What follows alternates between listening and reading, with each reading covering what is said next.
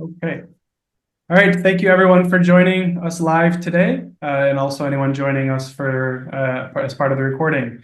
We're here today with Dr. Mark Bailey for In the Skies and Seas, Australia in the Italian Campaign. As an agenda, I'll give a brief introduction of the Allies Museum, also our guest, Dr. Mark Bailey.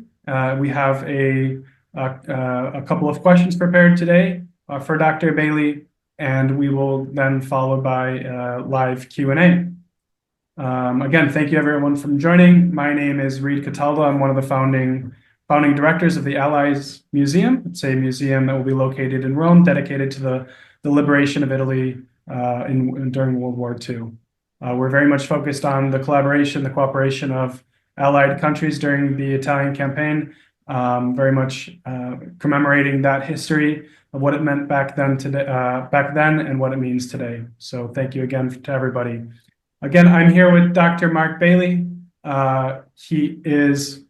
Mark Bailey completed his doctorate at the Australian Defence Force Academy in 2019, thesis titled The Strategic and Trade Protection and Implications of Anglo-Australian Maritime Trade, 1885 to 1942. He joined the Australian Naval College in 1979 as a seaman officer, serving aboard a variety of vessels, including the aircraft carrier HMAS Melbourne and frigate HMAS Yara. On the training staff at the Royal Australian Navy Naval College, as well as fulfilling staff security intelligence functions. He specialized in intelligence at the Maritime Intelligence Center and Joint Intelligence Center before transferring to the RAF as an intelligence officer, transferring to the Active Reserve in 2002 and working in strategic logistics, law enforcement intelligence, counterterrorism, and government industry liaison jobs. He rejoined RAM Maritime Trade Operations Branch in 2015. From this time, he has been near continuously on full-time service in Naval Headquarters, and in 2025 as Chief of Navy Fellow at the Australian Defence Force Academy, ADFA. Dr. Bailey has published articles ranging from Imperial Japanese Army Transport Submarine Fleet of World War II to the Imperial Trade System, presenting at numerous conferences on trade protection matters. He is a member of the Naval Studies Group and is currently running the International Craddock project with Irish scholar John French. Publication is forthcoming. As a member of the Australian Naval Institute and ADFA Naval Studies Group, he is the Australian liaison for King's College USN War College Corbett 100 project, working in concert with the US Navy War College, Hattendorf Historical Center, and King's College London Department of World War Studies. Well, thank you very much to start, Dr. Bailey. Thank you for joining us. Thank you, Reed. It's an absolute pleasure to be here and to assist, especially with a new museum, which is focusing on something as relatively unknown, I think, as the Italian campaign. Certainly in Australian scholarship, it's not widely covered at all. And from what I have seen in British and American scholarship, also, it was the backwater theatre, and there are many, many reasons for that. A lot of my interest in that is why, and a good piece of that lies in the shipping issues. So thank you again, and I guess we'll start with, as we discussed, why was Australia in the Mediterranean at all? And this goes back to, I never talked to a person about his thesis topic. It goes back to maritime trade. Essentially, Australia was at one end of the trade routes. The main trade route from the UK and our main market in that era ran through the Mediterranean. So the automatic response of the Australian government, then a dominion of the British Empire, essentially a self-governing country in voluntary economic and strategic association with the empire, was that when that trade, our economic life, essentially was threatened, we would automatically send the bulk of our military forces to Egypt. It sounds very odd, but when you look at the density of trade and that it was over 60% of Australia's national income, it kind of explains why. So in 1940, Australia started to form eventually five infantry divisions, and initially two of these were sent to Egypt quite quickly. And we discussed prior to this training. These were raw units, and they had a leavening of World War I veterans, but mostly they were new soldiers trained in Australia, and their finishing training, their finalisation training, was done in Egypt. We also sent a fairly substantial amount of what little air power we had and the bulk of the Royal Australian Navy. So that's the strategic background, if you will, as to why the vast majority of Australia's fighting strength was in the Eastern Mediterranean theatre by 1941. Thank you, Dr. Bailey. And when they were sending over to protect this, sort of the initial concept of protecting trade, was it to protect trade ports? Was it to protect trade offices, if you will, or was it to protect trade? And what would happen if we lost power and the Nazis took over? Was it to protect the macro vision or sort of the microisms? Really, all of it, and that's why the bulk of the then Australian Defence Forces were sent. So the army was sent to assist the British, and they asked for that assistance specifically to guarantee the security of the Levant, of the Suez Canal, and of Egypt. Now, the Italian entry into the war in 1940 cut that trade route, obviously. You couldn't run normal unescorted merchant ships through the Mediterranean anymore. But the forces were there, and there wasn't really any strategic necessity to remove them, and the British didn't have any forces to send there to replace them. And in all honesty, in 1940, Australia had nowhere else to send those units. They were already there. We built the logistics systems to support them. The Air Force was very much an addendum to that.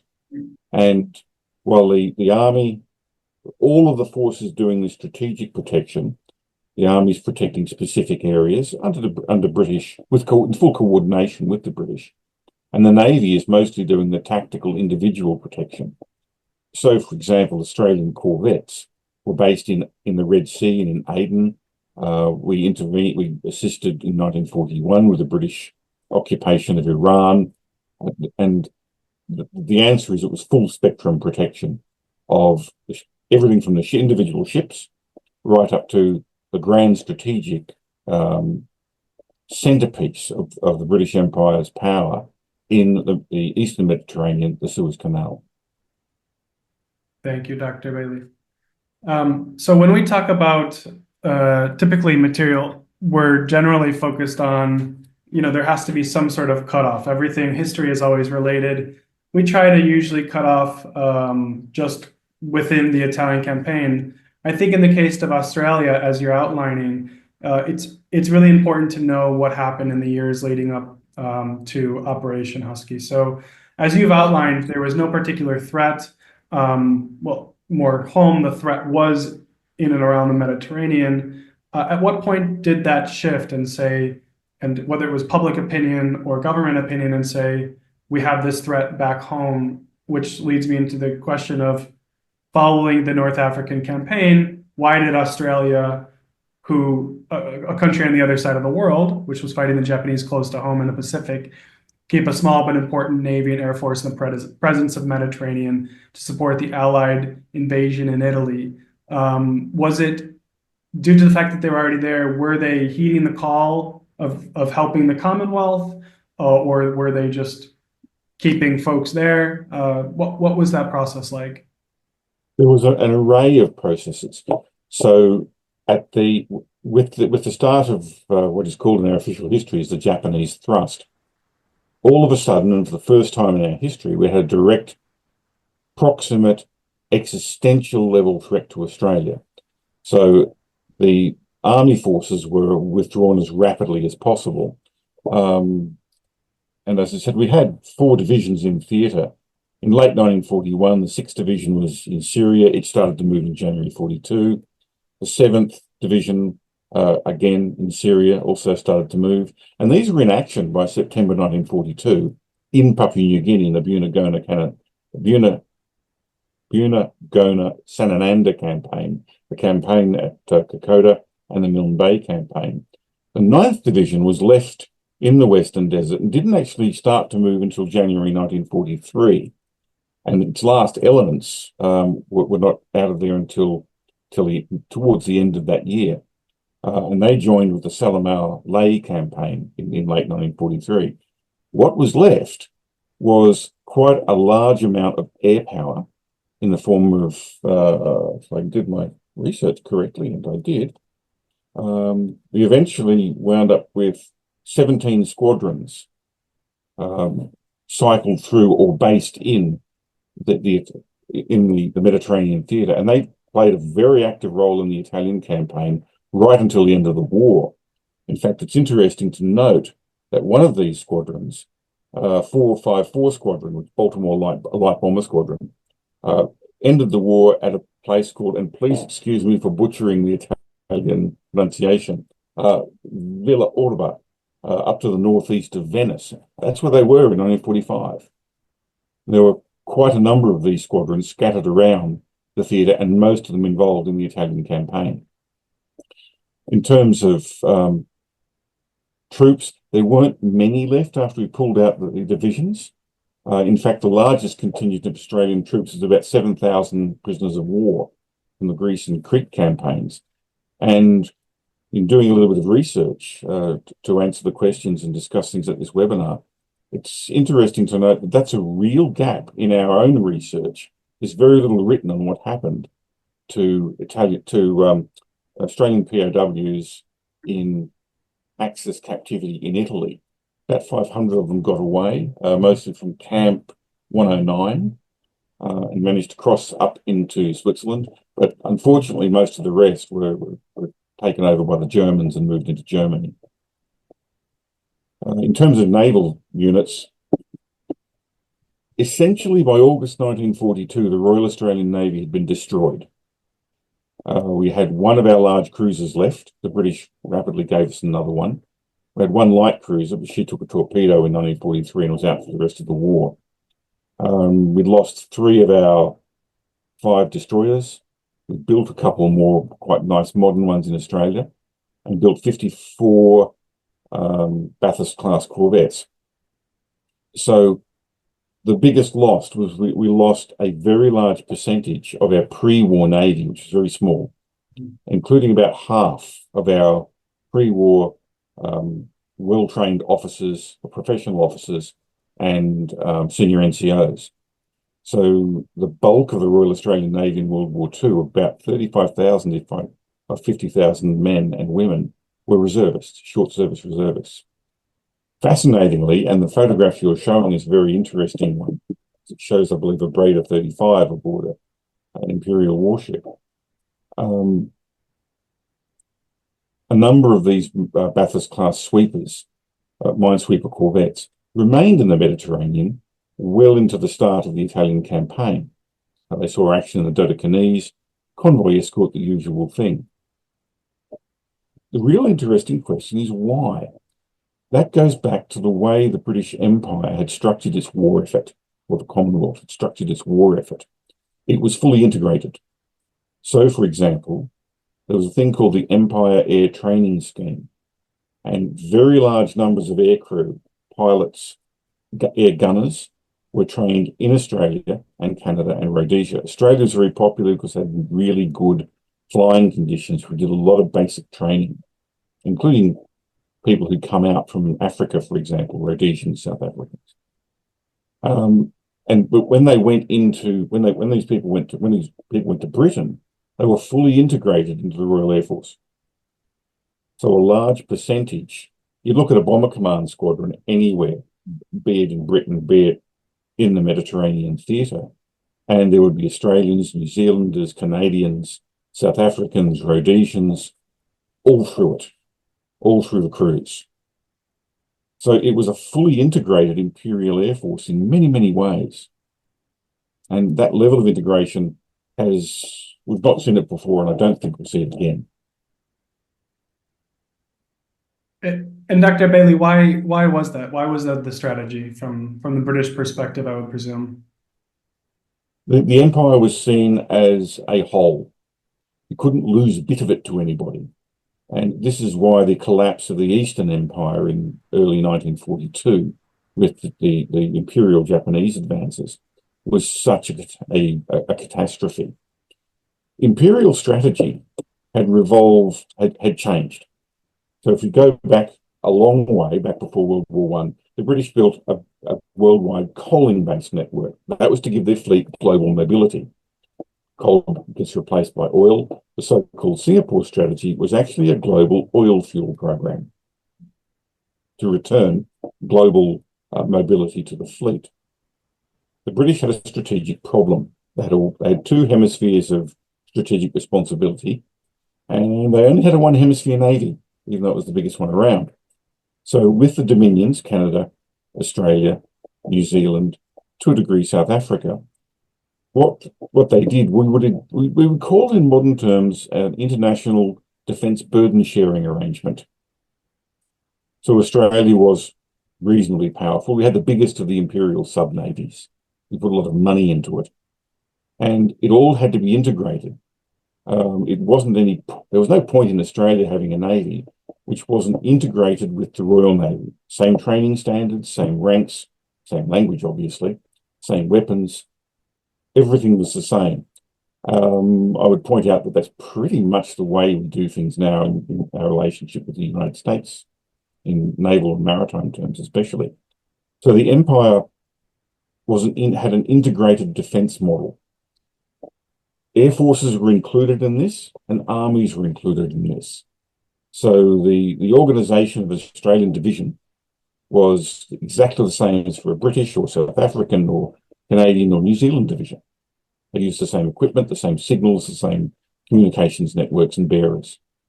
So it was a fully integrated effort, and it couldn't be pulled apart. You literally could not pull all the Australians out of the Italian campaign if you wanted to. The other issue was that there wasn't the shipping to do it. If you look at the British Empire's troop levels in the Eastern Mediterranean through the Italian campaign, through 1944, through 1945, you'll notice there's large numbers of troops still sitting in Egypt and the Levant. They're not getting into the Italian campaign. They're being trickled slowly. They certainly can't move them all the way around to take part in the European campaign, or even to land them in the southern part of France, because there's not the shipping to do it. And it was the protection of what shipping they still had, which was really the core of much of the Australian involvement in the Italian campaign. A lot of the squadrons involved, for example, were Maritime strike. One of them, I do believe it was 680 Squadron. I mean, they were that was a photo reconnaissance squadron, I do apologise. But one of these squadrons sank a German U-boat, the U-731, in May 1944, when it was operating out of Sardinia. So they're still doing this maritime role all through the Italian campaign. There's not many Australians out there, but that's kind of the niche role that they are operating in. And of course, there's still troops integrated with British formations, mostly logistics ones, throughout the theatre. And I can't thank you enough for inviting me on this, because I was asking some people from the Australian War Memorial, the historians there, what do we know about Australian troops in the Italian campaign? And they went, well, we've written the official histories and that hasn't been covered. So hopefully I'll be able to find a PhD student to start looking at that sort of gap in our scholarship. That's why these interactions are wonderful. But we find gaps in our knowledge, and we can share that with you. Thank you, Dr. Bailey. I want to get to the next question, but I think one element that's very important to always consider is public opinion, right? So there again, when Operation Husky, when the Italian campaign was getting started, of course there was war closer to home. Was there public sentiment, positive, negative? Was there sentiment from the armed forces, if you will?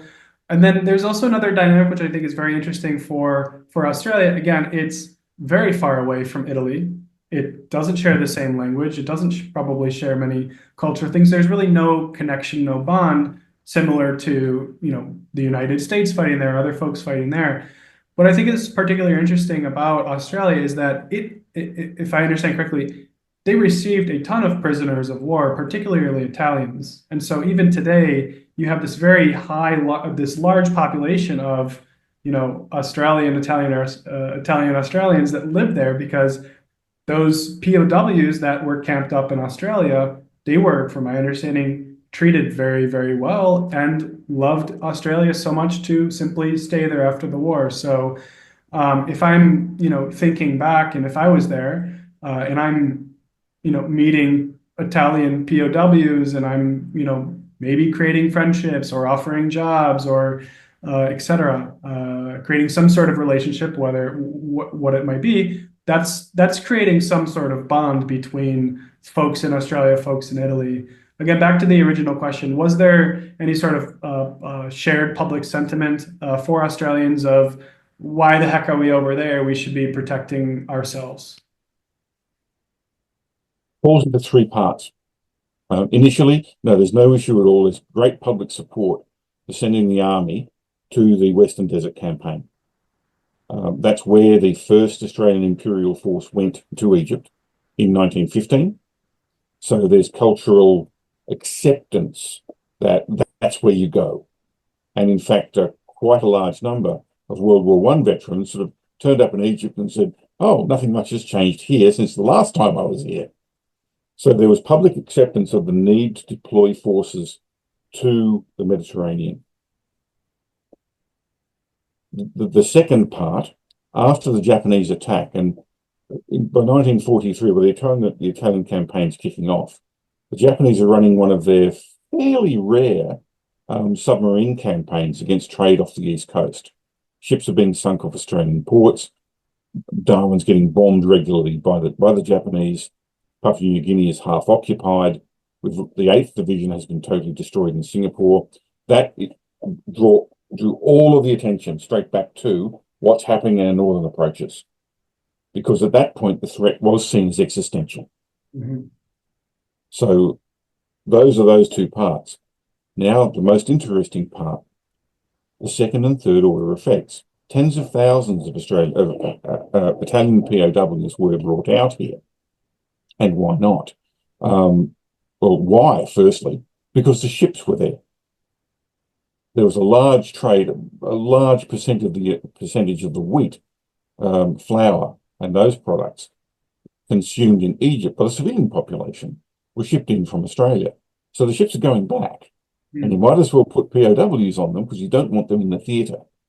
They're a logistics burden there, but they're not a logistics burden when you take them to India and they get to India, to South Africa or to Australia. And the trade to Australia is sufficient to move tens of thousands of men back there. Now, when they got there, very critically important thing, Italy had been an ally in World War I. The Germans hadn't been. German POWs, while well treated in accordance with international norms, were not regarded well, because we'd fought them before and we lost, 59,000 men killed out of a population of 2.5, 3 million in World War I.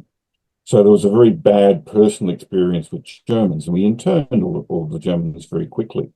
A lot of Italians were interned as well. There wasn't a huge population here in Australia, but numbers were fairly quickly released as well. When the POWs turned up, we'd over-mobilised, pulled too many men from the farms and the agricultural sector, and put them into the army. And here's all these Italian POWs who are perfectly willing to go out and do some work. And they're not seen as problematic as the Germans. They're fairly well regarded. They had their own stereotypes back in those days, everyone did. But they move into Australian society in a way that never happened with German POWs. And obviously, there's a whole lot of boy meets girl in here as well. There's various marriages and relationships formed. And there's quite a number of agricultural families in Australia who, the war's over. Well, my friend, you're going back to Italy. Would you like to stay here? We'll sponsor you. If you want to come back later and bring your family, we'll help. So these third order effect social bonds became quite powerful The result is that there was massive Italian migration post-war out to Australia and from Greece as well. Not so much from Northern Europe, but there's a lot of Italians. Thank you for that context. I'd never heard the connection between the trade ships coming home and manning those. Very interesting. Thank you. So to our next question, the Australian Bathurst class corvettes played, which I would love for you to, for anyone that's never been on board one of those, notwithstanding during wartime, just explain what that was like for someone to be on one of those ships. But the corvettes played a role in escorting convoys, protecting Allied troops during landings. The RAAF remained in theater, operating Australian-operated Maritime Baltimore bombers and Curtiss P-40 Warhawks and Supermarine Spitfire fighters, which flew across the Italian skies through the campaign. What were some of the key operations that they were involved in during the liberation of Italy? Probably the single most, I'll deal with the Air Force first. Probably the single most important RAAF, Royal Australian Air Force squadron for the Italian campaign was 680 Squadron. Now they flew a wild miscellany of aircraft, Spitfires, Hurricanes, Baltimores, Blenheims, and Mosquitoes, and they wound up in Sardinia in 1945 at the end of the war. The reason that they were probably the most important Australian Air Force unit there was they were a specialised photographic reconnaissance squadron. So they were covering targets from southern France, mostly focusing on Italy, but also into the Balkans, and on some missions up into Poland. So the job of these units, they're a highly specialised unit, highly specialised pilots and specialised aircraft, which is why they flew so many different types. They were quite rare, these aircraft. They were all sort of hand converted. There was no production line producing reconnaissance Spitfires, for example. They pulled aircraft and then specially modified them. So I'd say that was the single most important squadron. But there were other squadrons doing very interesting things as well. So, for example, one of the bomber squadrons, 462, had been used as an experiment during the Western Desert campaign to see, can you operate complex, highly sophisticated four-engine Halifax bombers with dirt strips behind the front line? This did not go well. The logistics requirements for a four-engine bomber are an order of magnitude, especially on a primitive airstrip, are an order of magnitude greater than for a single-engine fighter. Four engines does not mean 4 times the logistics support, it means about 10 times. There's other complex systems as well. However, that squadron stayed there, and they were doing a lot of mining operations during the Italian campaign.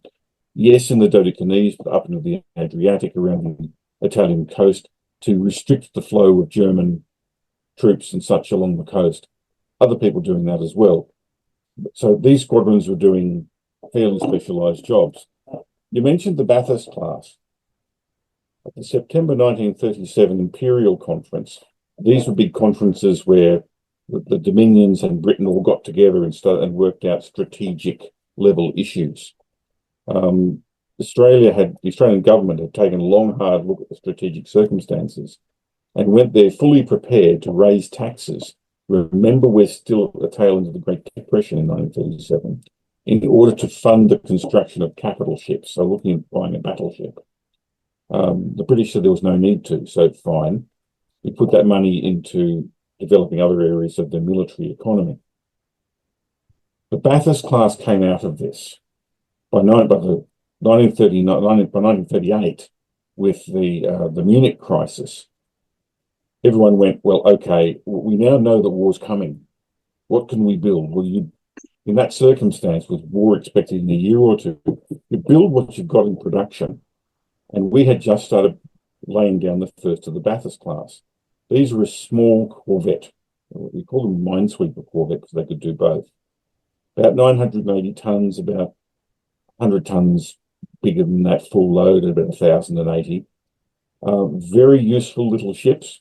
Accent on little. Mm-hmm. These things would roll on wet grass. They were designed for coastal operations. Well, Australian coastal operations closely resemble operating in the middle of the Atlantic. We have a lot of coastline. It's exposed, it's rough. We're exposed to the Southern Ocean from the south, and having been in the Southern Ocean, let me tell you, I never want to go back. It's a very rough patch of water and extremely cold before you get south. These little vessels were not air conditioned. They had poor ventilation. Well built, very strong, very sturdy, incredibly uncomfortable. One of the worst things about them was it was almost impossible to keep fresh food on board. So the crews, for example, I read through a couple of the logs of Whyalla and a couple of the other ones in preparation for this event. And they report, look, morale's high. We get on well with the British. The crews are exhausted. We've been here for 13 months. We've seen 57,000 miles. We haven't had a refit. Morale is good, but the food is awful. We can't get fresh food. We've got a fair bit of disease and just men getting physically run down very badly. When you're living on canned meat and canned vegetables and fresh bread and potatoes, if you're lucky, for month in, month out in a small, very hot and cramped ship, you're going to have medical and health issues. And they did, that quite a lot of them.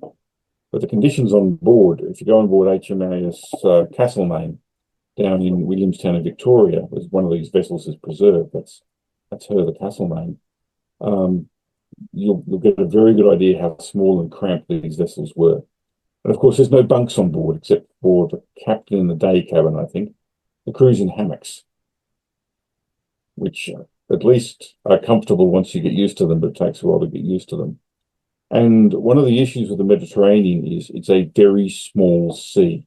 I'm speaking from the Australian perspective here.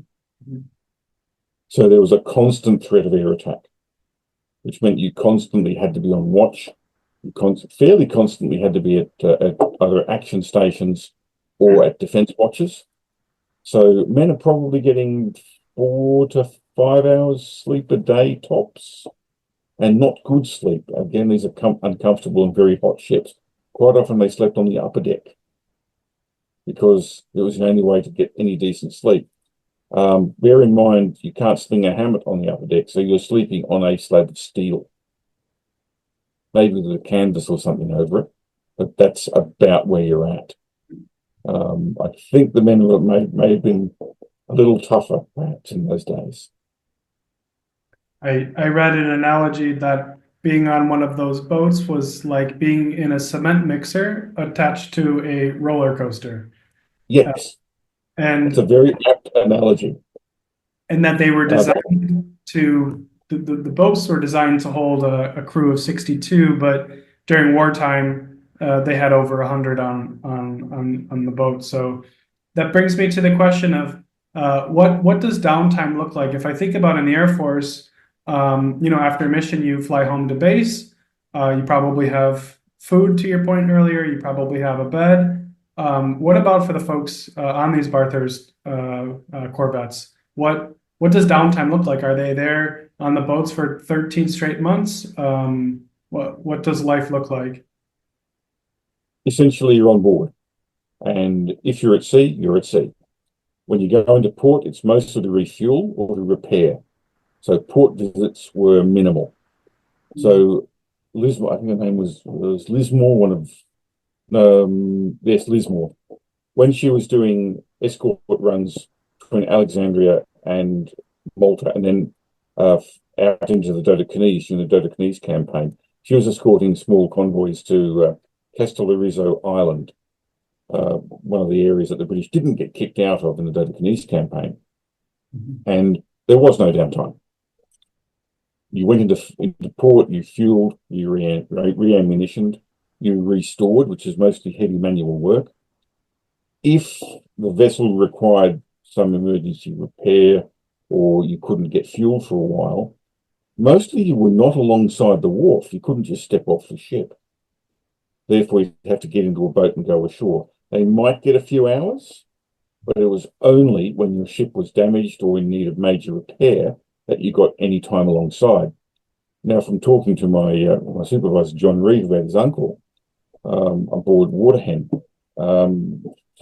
Vendetta, that was a ship with the maximum number of runs on the Tobruk ferry run. And we raised this issue of downtime. And basically, he said his uncle had told him that you didn't get any. You would do the run under constant threat and actuality of attack, offload your troops and supplies, reload wounded in that particular case, do the high-speed run back, refuel, re-ammunition, offload your wounded, load more supplies, and do it all again. But it was only when the ship broke. And Lismore's activity schedule was exactly the same. They were either out escorting small convoys to and from the Dodecanese or other areas, or they were refueling in port. In terms of entertainment on board these very small, uncomfortable, and crowded ships, you made your own. So there were board games and things like that. You might play card games. Gambling was strictly forbidden, but at least they did get a daily rum ration, which helped with things. But in terms of downtime for the ships, not much and very low quality when they got it. Army, either you're in action or you're in garrison or training camp or forward base. But there weren't that many Australian troops in the Italian campaign, so we kind of gloss over them. I hope you're talking to some New Zealanders about this because that would be fascinating. Air Force, it really depended where you were based. So with 462, with the heavy bomber squadron, yes, 462 squadron, when they were in a forward base, conditions were very, very primitive. Again, food was poor. What logistics lift there was went to support the aircraft. Water was essential, but food, well, you got plenty of canned beef. You got plenty of hardtack, those heavy, very hard biscuits. You do get some jam and maybe a bit of butter and stuff like that. However, when for which one was it? How do you pronounce Foggia? Foggia. I don't know the pronunciation. Foggia. Foggia. One of these squadrons spent a lot of time at Foggia and then wound up. That was 454 Squadron and 458 Squadron, which is a Wellington squadron. And they spent quite a deal of time at Foggia, and their accommodation's quite good.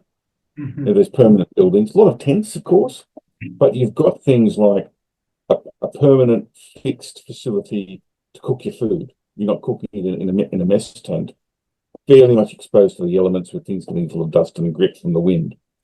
So it really did depend. That squadron wound up in Gibraltar, where they were in peacetime quality accommodations there. So there's a real spectrum, and this has a direct impact. With 462 Squadron operating heavy bombers from forward bases, it was very hard to maintain the aircraft. A lot of the specialised equipment couldn't be there. So the ground crews are working very hard. They're trying to preserve the air crew as much as possible, but they're pulled into the basic aircraft maintenance. So those heavy bombers in particular, it was not a success trying to operate them in the way they did at that time. They had to be operated from a base with much better logistics support. And the more logistics support there is, the easier it is for the Salvation Army, the NAFI, the canteen organisations to be there as well.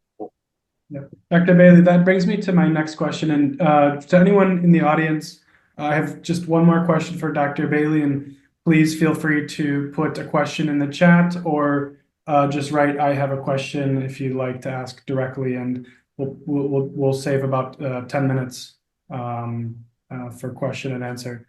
So Dr. Bailey, what gets me to my last question is, and you've touched on this before, is that, due to the structure of the Commonwealth, it was, it's integral, but, there was relations and support from Australia to the other allied countries during the campaign. So Australia also played a key role in providing supplies in many categories to allied troops and civilian populations in the Mediterranean. What was this process like, and how did its logistical ability play a key role in the Allies' victory in the Italian campaign. And I'm going to put this picture up. I love it. It's two Australian in Rome. This was likely after the liberation of Rome, but Rome is a very important place. While it didn't see much battle per se, it really saw almost all Italian allied countries, all allied forces use Rome in one way or the other. So what was the logistical role of either the Air Force and or Navy, and in the relation of assisting other allied partners, or I guess even civilian population to the question? A very complex question. And in the research I've been doing to support this webinar, it's another major gap. And I'm going to be interested, I'm interested enough to start devoting some research time to it. Australia's major role in World War II was in providing food.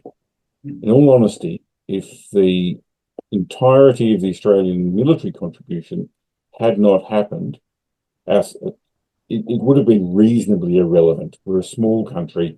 We had 5 divisions. We lost one of them fairly early in the piece.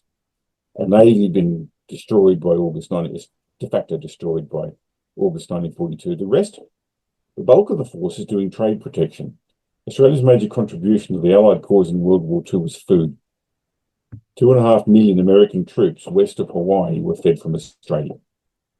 The same is also true to a degree to the Italian civilian population as Italy was liberated, certainly to the populations of the Levant and of Egypt.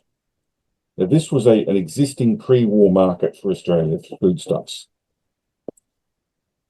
With the Mediterranean conflict, shipping could not come in from the Atlantic. It had to go around the Cape, adding 6,000 miles to the trip. So the British were in a real quandary. How do you support the 8th Army? And the reason I covered this is that it built the logistics system that was used for the rest of the war. And what they did was they got food and essential civilian supplies, as well as military supplies, from India and from Australia and from Kenya, Uganda, South Africa, along the African coast there. A lot of the food came from Australia. We've always been a major food producer and exporter. So that logistics system could not be changed during the war. You could not pass trade convoys through the Mediterranean, normal merchant traffic, even by early 1945. So that logistics structure stayed in place. The result was that food inflows, supplies, equipment, quite a good deal of manufactured goods, for example, light domestic manufactures, which were being sold in Egypt, the Levant, and I do believe in Italy, but I really want to check that, were made in India, which had a very large domestic industry, obviously, with that population, for the supply of domestic products. It all depended on shipping.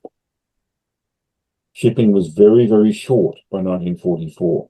Yes, the U-boat threat had been defeated, but there were many other calls on shipping. And what the British were doing was they were swinging, if you will, the available tonnage. So during the invasion of North Africa, against what was then Vichy France, they took a vast tonnage of merchant shipping from transatlantic supply, lived on their stockpiles, and used them to move all those troops and support them. Then they swung them back into building up the stockpiles. I have found a lot of reports in the Australian media during World War II about American supplies of wheat being sent to Italy. That was late 1944, mid 1944, when ships could get to Italy with quite good safety by hugging the North African coast. There were still German U-boats operating there. There were still German aircraft attacking shipping. What I haven't found is the tonnages and the amounts supplied from Australia, because whereas that sort of thing is mentioned in the American media and therefore could be mentioned in the Australian media, it could not be discussed in the Australian media at the time due to wartime security restrictions. So again, another gap. Interesting. The logistic system, though, is probably the most fascinating part of this in terms of what's the old joke? Amateurs talk tactics, professionals talk logistics, and fuel, for example, is another one. Um, but in terms of food, domestic goods, and the availability of shipping is critical to this entire campaign, especially the Italian campaign. I think it's well understudied, and again, while I'm very pleased to see you setting up the museum there, a lot more work needs to be done on this. I've never heard that point before, and it's interesting to me. I think everything comes down to logistics. So Yes, if you do find any resources, please, or if you publish on your own, please share with me, and I can share with our network. Dr. Bailey, thank you so much for these questions. I'm going to switch over to Q&A. I have received a couple of questions, but I'm first going to start with Professor Winginter. If you'd like to unmute, she has a question. Sure. Hi. First of all, Professor Bailey, thank you so much for this. This is really fascinating stuff. I was fortunate enough some years ago to meet an Australian veteran of the Second World War who was visiting Anzio Nettuno. He had not been in the Italian campaign. He had been primarily Pacific, but had always been interested in coming. And I crossed paths with him when I was there for a visit myself. So this is really fascinating. I wonder, and maybe you've kind of already answered this in talking about how this is understudied and the small number of Australians in the Italian campaign. But what about memoirs? Are there soldiers' memoirs of their involvement in Italy or in the Mediterranean? Were there you talk about the press, were there embedded reporters with the troops? I mean, those are models that I know from studying American, so it's quite different, I know, but just wondering if because I'm looking at this picture of Rome, and one of the things that I find really fascinating, Rome was used as a kind of, once it was liberated, as a place to send troops for R&R, back from the Gothic line or what have you. And so there's a lot of, the Allied military government produces a lot of sort of soldiers' guides and kind of leisure, things that are provided for soldiers when they're on R&R. And there's a lot of letters and memoirs that kind of result from the encounter of these young men with Roman antiquity. So I just wonder if there's anything like that in the case of Australian troops. thank you, Anne, for that question. I think it reflects the very odd nature of Australia's involvement in World War II in the Mediterranean overall. We send the bulk of our forces there. There's an immense amount of material about that. Looking, for example, at the official histories, I don't know if you can see that. That's the official history on Tobruk, just on Tobruk and El Alamein. Remarkable piece of work, about 800 pages long. And then the focus switches completely back to the Pacific theatre. I think the problem, a historiographer problem here is that the remaining Australian forces there are very lightly covered in the official histories, and they've gone down the gap. They've fallen into the crack, if you will, between this massive commitment to the Mediterranean theatre and then the refocusing and the emplacement of all of our effort into the Pacific, which is why there's so many gaps in the studies. Now, I've come across some records, books written by Australian POWs who were in Italian custody and then either escaped. There's some almost like boys' own adventures in that. Plus, of course, their experiences in Germany, including some who wound up in death camps, which was very odd. In terms of individuals, one of the reasons being posted if you're in the Royal Australian Air Force and you're in the Italian campaign, especially in the fighter squadrons, they did not like it because the chance of getting noticed and the chance of getting promoted was greatly reduced because of the declining amount of Axis air effort involved. And they were desperately trying to get the British squadrons up in the north or back out into the Pacific. So this is a real gap, which is why I'm so delighted with this webinar, because it illustrates this very clearly, and maybe we can get some people to start doing extra research on this. Are there letters? Yes. There's not many of them. And how many have survived? Very good question. It's a reflection of the numbers, I think. Where there will be a good amount of records is buried deep in the trade archives, what tonnages were going where. And there's gaps there as well. It's quite rare to find, for example, much on specialist guys who are protecting merchant ships. There's one book on defensively equipped merchant ship gunners, for example. And it's these niches, I think, where a lot of the social value of looking at these from the Australian perspective, smaller theatres, what became smaller theatres, where there's a lot of value in that. Other things as well, where there's gaps, the entire Abyssinian campaign, very poorly covered.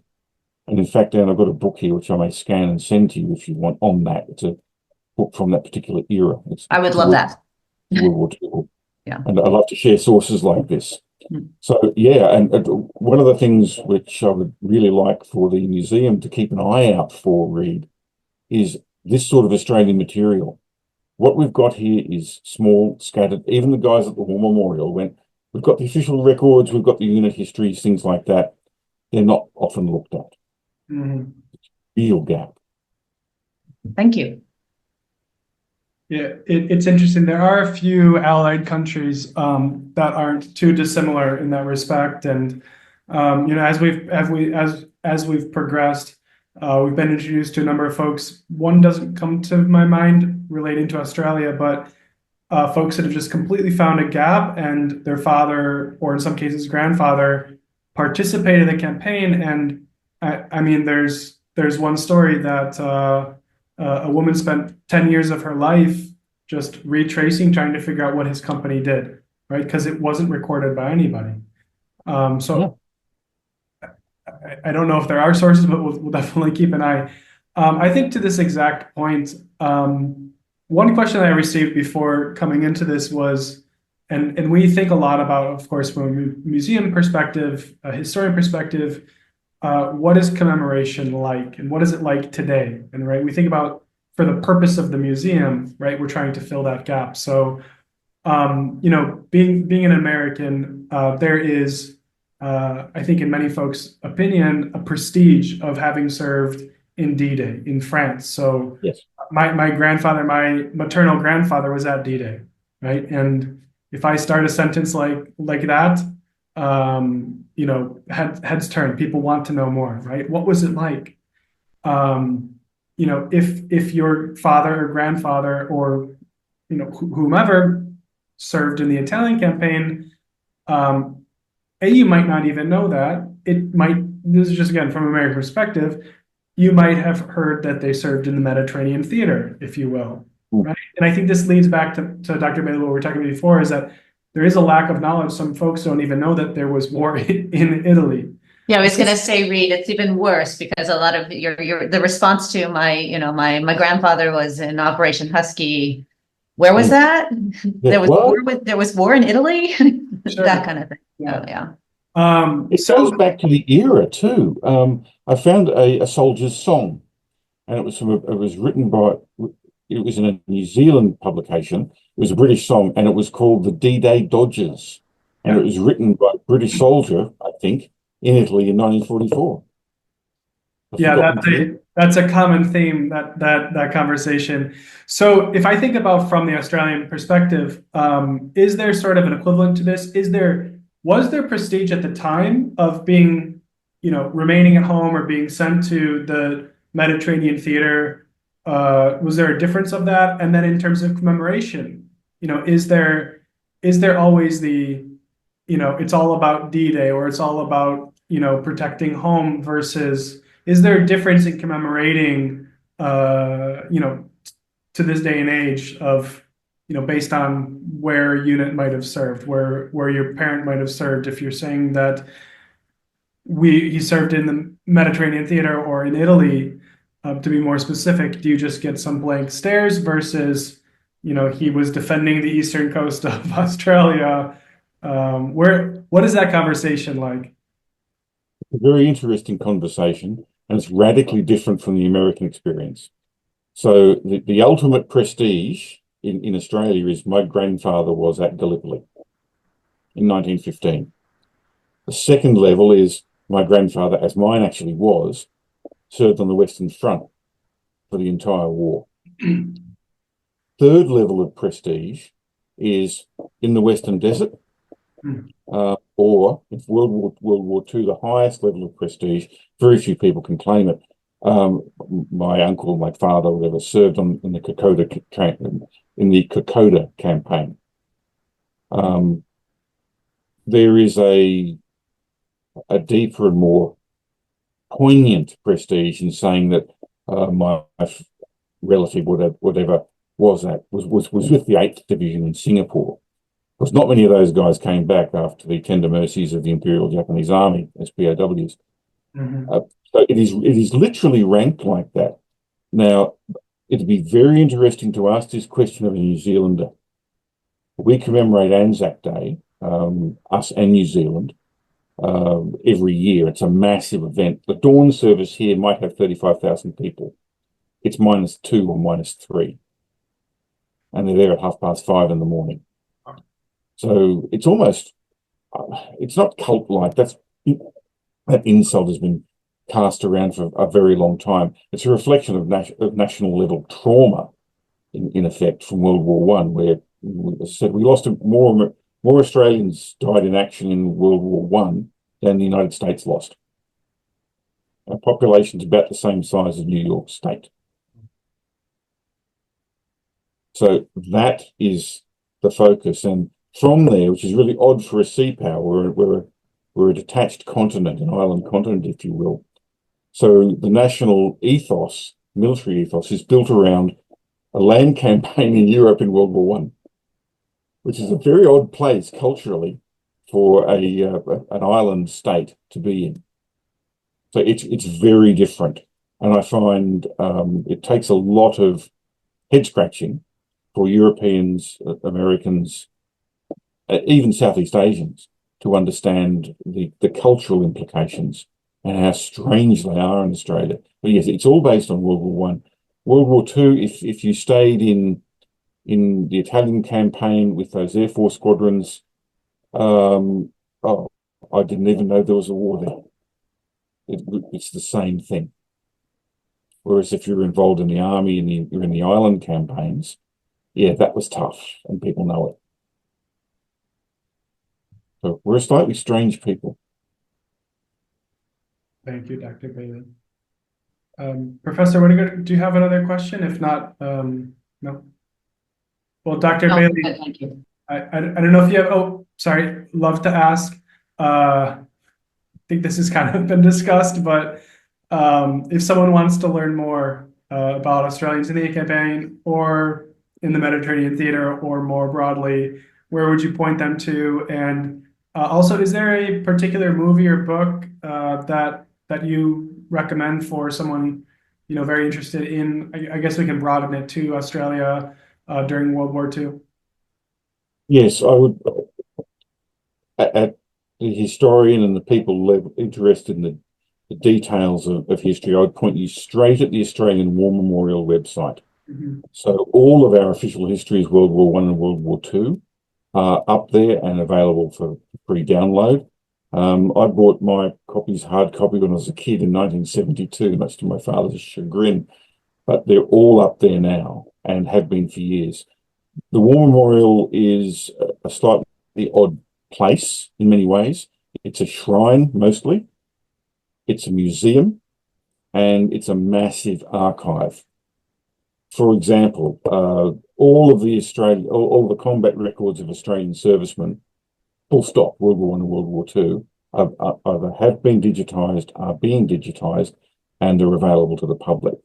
All of the official histories are. And from there's a massive amount of scholarship. The focus is obviously on the Western Desert Campaign before the big pullout of 1942 to face the Japanese threat. But even the official histories have a lot of information in them on the remaining units, especially the Air Force. There's a full chapter in there on the RAAF contribution to the Italian campaign. Very little in the Army one, and Navy, there's no ships. So the focus shifts completely. But I'd start with the Australian War Memorial. Can I just interject? And I may be remembering this completely wrong, but wasn't there some panic a few years ago about some of that being taken offline? Is that danger past, or have I confused that with something else? There were a number of issues involving privacy and things like that. But a $500 million upgrade of the War Memorial has just been completed, or is in the process of being completed. That's excellent. A lot of it's building infrastructure. A lot of it's gone into the archives and the IT systems. It's the words world class are often overused. I've been to many archives, museums, etc., and the AWM does an exceptional job. The Imperial War Museum is a fantastic institution. I can spend several hours there. I can spend 3 days going through the War Memorial here, and that's just the museum side, let alone the shrine side and the archives. I can spend the rest of my life in the archives and not see half of it. But yes, there's been a massive series of upgrades. Those issues are basically over and done. It's one of the most visited sites in Australia, isn't it? Yes. Yes, they actually got banned. The Australian Tourism Association sort of went, "Oh, look, we can't accept you as a candidate for the most popular site in Australia because you always win." So we want to give someone else a go. So they were told they couldn't compete in terms of being ranked as the Australia's #1 tourist attraction. I thought it was quite funny, but then I hang out there